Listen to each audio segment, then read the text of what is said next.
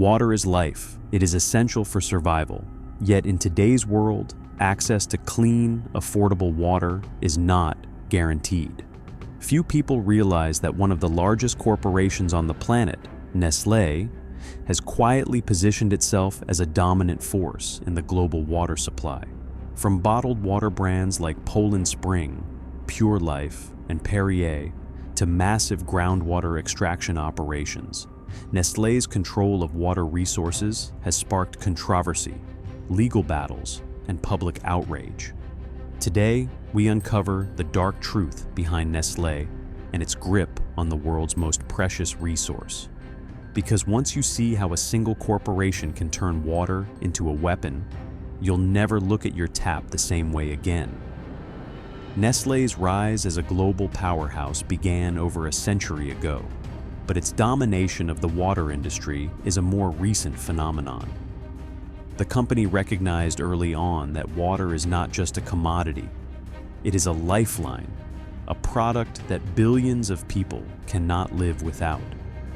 By acquiring water sources, bottling facilities, and distribution networks worldwide, Nestlé has created a vast infrastructure that gives it unparalleled influence over both local communities and global markets. This control allows the company to profit from something that is essential for human survival, a fact that has drawn sharp criticism and accusations of exploitation. And the deeper you go into Nestlé's empire, the more you realize the real story isn't about water at all, but about who gets to control it. One of the most striking aspects of Nestlé's water operations is the sheer scale of extraction. In many regions, the company taps into natural springs, aquifers, and municipal sources, often withdrawing millions of gallons per day. While Nestlé claims to operate legally and sustainably, critics argue that these operations deplete local water resources, harm ecosystems, and strain communities that rely on the same sources. In some cases, residents have accused the company of drying up wells, reducing water access, and prioritizing corporate profits over human needs. This tension between business interests and public welfare lies at the heart of the controversy surrounding Nestlé. Because in the world of water, the line between survival and profit is razor thin. Nestlé's influence extends beyond extraction. It shapes global perceptions of water as a commodity. By marketing bottled water as essential, pure, and superior to tap water, the company has convinced millions of consumers to pay for something that is naturally abundant. This marketing strategy has helped Nestlé dominate shelf space, build brand loyalty, and increase profits exponentially. Yet the ethics of profiting from a fundamental human right remain contentious. Critics argue that turning water into a marketable product commodifies life itself, raising questions about corporate responsibility, sustainability, and morality. Scarcity isn't always natural. Sometimes it's engineered. Legal battles have become a recurring theme in Nestlé's water operations. In the United States, Canada, and parts of Europe, communities and environmental groups have challenged the company's right to extract water, often citing environmental degradation and inequitable access. While Nestlé frequently defends its operations through legal channels, settlements and regulatory scrutiny have sometimes forced the company to adjust practices. These conflicts highlight the growing tension between multinational corporations and local communities, illustrating how the pursuit of profit can collide with ecological and social responsibility. And this is where Nestlé's empire crosses a line most people never realize exists until it's already too late. The company's global strategy also raises concerns about water inequality. In developing countries, where access to safe drinking water is limited, Nestlé has expanded its bottled water business aggressively. While the company claims to provide safe, affordable water, Critics argue that this model can divert attention from broader infrastructure development and make communities dependent on purchased water rather than public systems. This dynamic has led to accusations that Nestlé exploits vulnerable populations, reinforcing global inequalities in access to life-sustaining resources. Nestlé's water practices also intersect with broader environmental concerns. Large-scale extraction, transportation, and bottling contribute to energy consumption, plastic waste, and carbon emissions. While the company has invested in recycling initiatives and sustainability projects, critics argue that these efforts are insufficient compared to the scale of environmental impact. Every bottle of water extracted, processed, and shipped has ecological consequences, raising questions about whether profit-driven operations can ever align with genuine sustainability. Before we go deeper, hit subscribe, because the next part reveals the moves Nestlé never wants exposed, the ones that turn a simple bottle of water into a billion-dollar weapon. Public awareness of Nestlé's practices has grown in recent years, fueled by investigative reports, documentaries, and grassroots campaigns.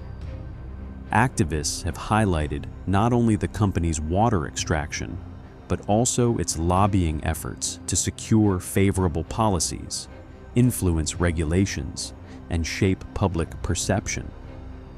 These revelations have sparked outrage, leading to protests, boycotts, and calls for greater accountability. Yet despite this scrutiny, Nestlé continues to expand its water empire, demonstrating the resilience of corporate power in the face of criticism. One of the most striking aspects of the Nestlé story is its ability to operate in legal gray areas. In some regions, the company extracts water under permits that allow significant withdrawal at minimal cost, while communities nearby struggle with shortages or rising utility bills. This disparity has fueled perceptions of injustice and exploitation, highlighting a fundamental tension between corporate profit and public good. Critics argue that access to water should never be dictated by market forces, yet Nestlé's global operations illustrate the reality that corporate interests often outweigh public needs. Nestlé's control of water also demonstrates the power of brand perception. By emphasizing purity, health, and quality, the company has created a perception that its bottled water is not only desirable, but necessary. This narrative has allowed Nestlé to dominate markets even in regions with abundant municipal water, reinforcing dependence on its products. Marketing campaigns, celebrity endorsements, and global distribution networks amplify this effect, showing how perception can become a tool of control in industries essential to human survival. They don't just sell water, they sell trust, purity, and the illusion of necessity. The untold truth behind Nestlé's water empire is the tension between profitability and morality. While the company has created immense wealth and global influence, critics argue that this comes at a human and environmental cost.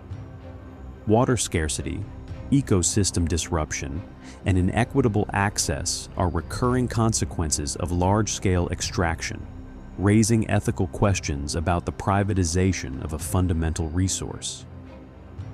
Nestlé's story is a lens through which we can examine the broader dynamics of corporate power, resource control, and the consequences of turning necessity into profit. Despite criticism, Nestlé continues to shape global water markets with precision and foresight. Its acquisitions, lobbying efforts, and marketing strategies demonstrate an unparalleled understanding of how to leverage control over a vital resource. By combining brand power, operational scale, and strategic influence, the company has effectively secured a dominant position in one of the world's most essential industries. This dominance highlights how corporate strategy can intersect with basic human needs, creating both profit and controversy. Nestlé's story is also a cautionary tale about the intersection of capitalism and natural resources. The company's ability to monetize water illustrates the broader dynamics of corporate influence over life-sustaining goods. While innovation, efficiency, and management have driven Nestlé's success, these achievements also provoke reflection. Should access to water be subject to market logic? Who decides how this resource is allocated? And what responsibilities do corporations have when their operations affect millions of people? Power doesn't always shout. Sometimes it siphons quietly. The company's influence is not confined to water alone. Nestlé's broader business strategy demonstrates how control over essential resources, whether food, beverages, or water, can translate into economic power. By managing supply chains, brand, perception, and global distribution, the company shapes consumption patterns, market trends, and public behavior. This level of influence, combined with water operations, illustrates how corporations can wield extraordinary power over both daily life and long-term resource management. The untold story of Nestlé also reminds us of the importance of awareness and advocacy. Communities, governments, and individuals increasingly demand transparency, sustainability, and accountability from corporations controlling essential resources. Activism, investigative journalism, and consumer pressure have forced Nestlé to adjust practices in some regions, showing that even the largest corporations are not immune to public scrutiny. Yet, the scale of the company's operations ensures that its influence remains pervasive, underscoring the tension between corporate might and public interest. So, what can we learn from Nestlé's control of water? First, access to essential resources is deeply intertwined with corporate strategy. Second, profitability and ethics often collide when private companies manage public goods.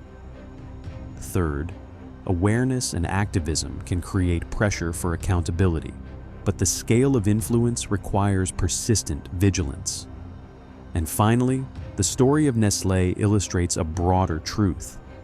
Control over basic necessities translates directly into power, wealth, and global influence.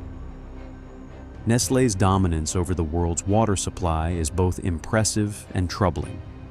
It demonstrates the extraordinary ability of a corporation to shape markets, influence public perception, and extract profit from what is fundamental to life itself.